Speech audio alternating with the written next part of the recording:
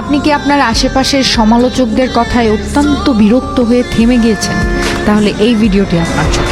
Jeff Bezos বলেছিলেন, যদি তুমি সমালোচকদের সহ্য করতে না পারো তাহলে নতুন বা আকর্ষণীয় কিছু করার চেষ্টা করো না।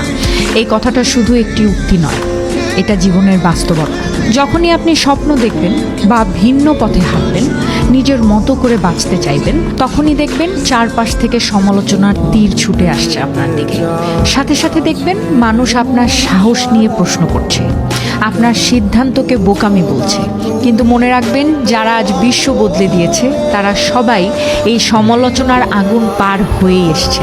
তাই বলি, সমালোচনাকে ভয় পাবেন না, বরং এটাকে প্রমাণ হিসেবে নিন নিজের কাছে যে আপনি সত্যি কিছু করে দেখাতে পারেন।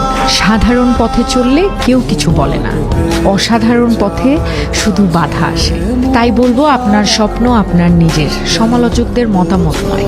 এগিয়ে যান নির্ভয়ে।